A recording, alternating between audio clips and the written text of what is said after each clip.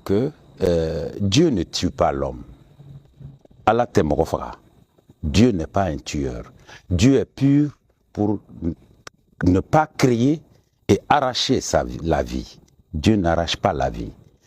La règle absolue qui est dans l'univers est que chaque être créé a une fin en soi, une fin donnée qui va, un temps donné qui va finir. Bien sûr, puisque le temps lui-même, il n'était pas là, il n'a pas été tout le temps ici.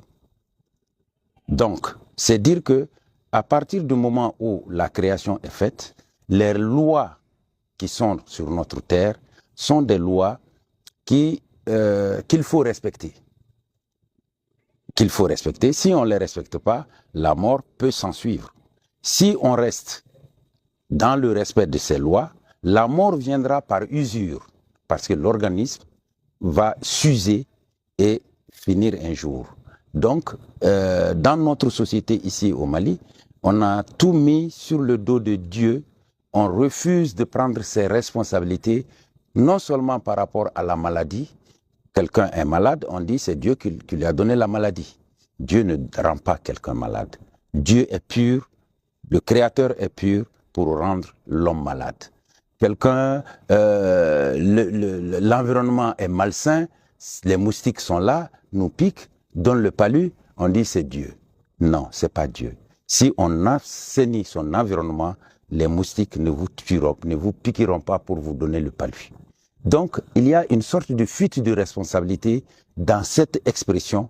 Et cette fuite de responsabilité, il faudrait qu'on change de paradigme parce que dans la société africaine, de façon générale, Dieu ne tue pas. Quand quelqu'un meurt, on cherche les raisons pour lesquelles la personne est morte. On cherche les raisons.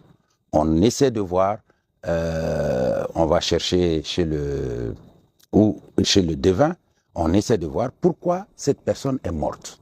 Elle est morte d'une maladie, elle est morte d'un sort, elle est morte de vieillesse, etc., etc.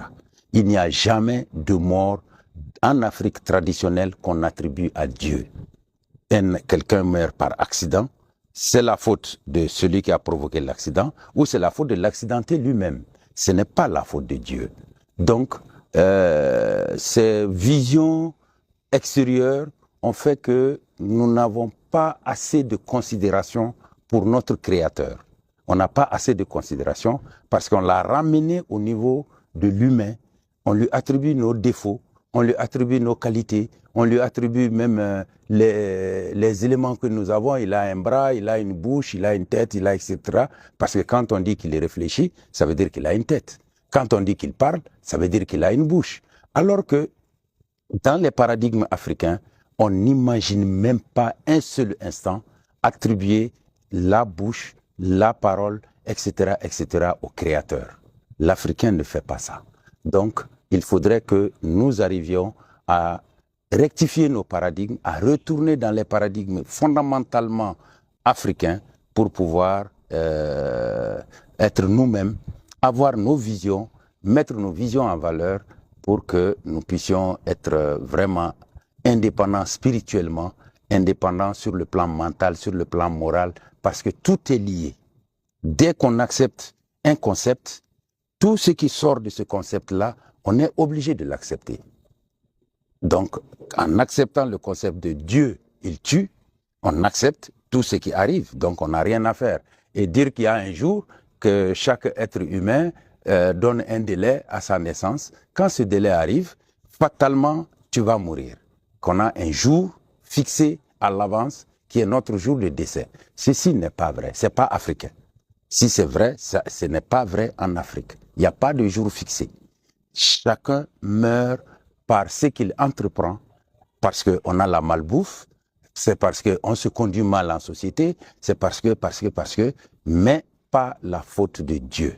Dieu a fait sa création, le Créateur a fait sa création et ne tue pas sa créature. C'est les lois de la vie, les lois de la terre, les lois de l'existence où nous sommes qui font que nous allons tôt ou tard mourir par quelque chose.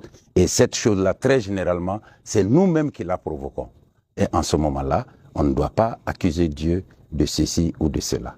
Donc, voilà quelques idées quelques notions qui travestissent notre vision africaine, notre vision, nos croyances. Ces visions-là, quand on essaie de les expliquer aux hommes du commun, aux gens, ils n'arrivent pas à le comprendre du coup.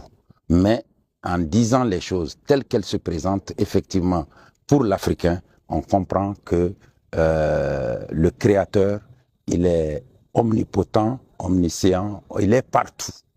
On n'a pas à le chercher sur la terre, dans les cieux, il est partout, il est avec nous. Et sa première résidence dans la vision africaine, c'est nous-mêmes, c'est notre corps. Dieu est en chacun de nous. Ça, c'est quelque chose qui est très, très important, qu'il faudrait que nous arrivions à comprendre et à cultiver.